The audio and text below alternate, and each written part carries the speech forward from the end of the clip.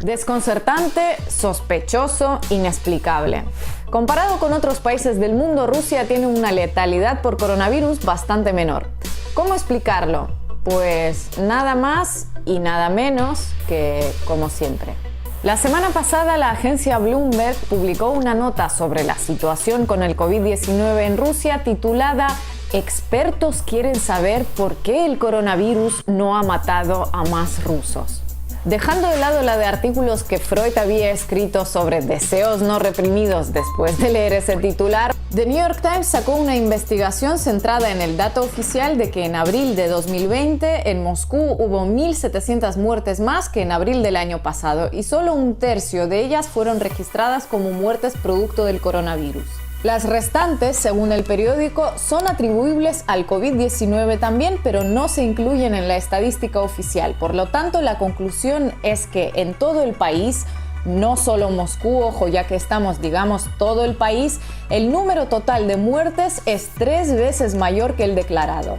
Y directo a la imprenta. En cuestión de días, en grandes medios internacionales ya se afirmaba rotundamente que Rusia oculta el 60% de las muertes que se producen en el país, dejando de lado explicaciones que sí se consideraron pertinentes en otros lugares. Baja letalidad en país que me cae bien, excelente gestión, gobierno transparente, medidas científicas. Baja letalidad en país que me cae mal, gestión irresponsable, régimen que oculta, medidas insuficientes. Pero dejando de lado el enfoque malicioso de algunos artículos que apuntan que algo oscuro se cuece en las estadísticas que presenta Rusia, ¿qué hay de cierto o de falso en lo que afirman? Empecemos con la prueba estrella del New York Times, el diferencial de muertes en abril de 2019 y 2020. Así a simple vista parece gran cosa, pero comparémoslo con el que hubo entre 2017 y 2018, que fue similar teniendo en cuenta que hoy Moscú tiene otro ejemplo más cercano. Entre 2018 y 2019 aumentó la población, pero el número de fallecimientos fue de 800 personas menos. Es decir, saltos de centenares hasta más allá de 1.000 fallecimientos por año son parte de la normalidad estadística en una ciudad con más de 12 millones. Comparamos con otras grandes urbes, la magnitud de este gran ocultamiento moscovita queda aún más expuesta. El exceso promedio mensual de fallecimientos en Nueva York ha sido de 12.000 personas y en Londres de 7.000, 6 y 3 veces más que la capital rusa. Es decir, incluso si consideramos la cifra ofrecida por New York Times como argumento válido, la tasa de letalidad en Moscú sigue siendo comparativamente muy baja. Pero entonces, ¿cómo se explica este nivel de letalidad en Rusia, que es mucho más bajo que el de España, Italia, Reino Unido, a pesar de superar a esos países en número de contagiados? ¿Cosas del vodka o intensas sesiones de sauna como aconsejó nuestro pintoresco vecino Alexander Lukashenko? Obviamente no. Rusia fue de los primeros países en tomar medidas preventivas estrictas. Cerró fronteras con China a finales de enero, pocos días después de que Pekín decretara la cuarentena en Wuhan y mucho antes de que la OMS declarara el coronavirus como pandemia. ¿Y qué se hacía sobre esas fechas en los gobiernos de países que hoy se asombran y sospechan sobre los números rusos? Pues algunos decían que lo tenían todo bajo control, otros opinaban en contra del cierre de fronteras y hasta los había que presumían de ir por ahí estrechando manos pese al riesgo. A principios de marzo, las autoridades sanitarias establecieron una cuarentena obligatoria de 2 semanas para todas las personas que llegaran a Moscú de otros países y a pesar de las críticas que recibió en su momento, terminó comprobándose que era una medida más que sensata. Lógicamente, todo esto no impidió la entrada del virus. Mirando alrededor, ¿acaso es posible esto? Pero sí permitió ganar tiempo y preparar el terreno para su inevitable llegada al único país que tiene frontera con los 3 primeros focos mundiales: China, la Unión Europea e Irán, a través del Mar Caspio.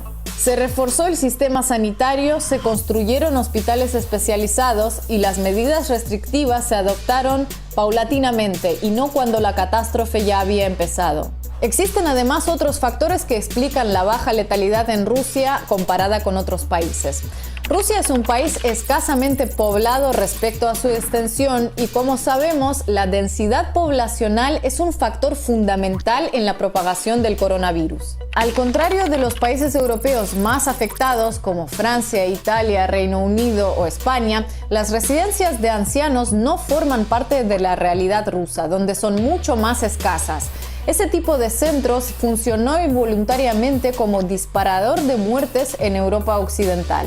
Tampoco puede dejarse de lado el factor turismo. Los 5 países más afectados son, nada coincidentalmente, los 5 países que más turistas reciben en Europa.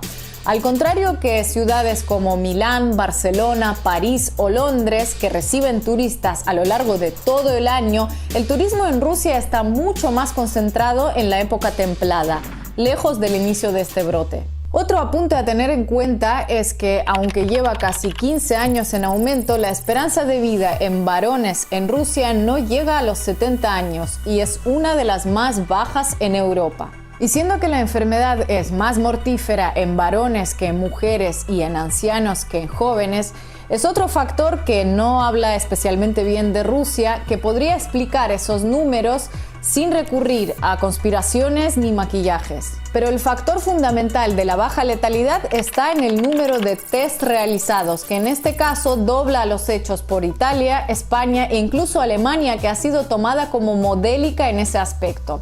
Desde hace semanas, en Rusia se están realizando alrededor de 200.000 pruebas diarias. Y si usted tiene algún ánimo de ocultación sobre el alcance de la pandemia, lo peor que puede hacer es lanzarse a realizar millones de pruebas, porque así, evidentemente, el número oficial de contagiados aumenta. No parece tener ningún sentido buscar exponerte como el segundo país con más infectados del mundo haciendo test a mansalva y al mismo tiempo ocultar el número de fallecidos. Miren, tengo miles de contagios diarios nuevos y ahora que he logrado llamar su atención, voy a ponerme a ocultar los muertos.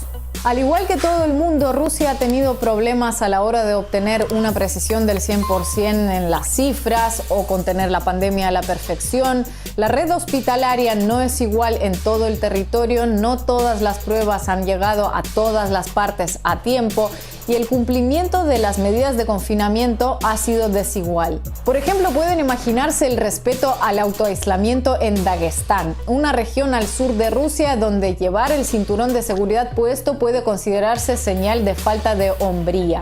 Una zona donde, para empeorar la situación, se concentra el número proporcionalmente mayor de personas longevas del país.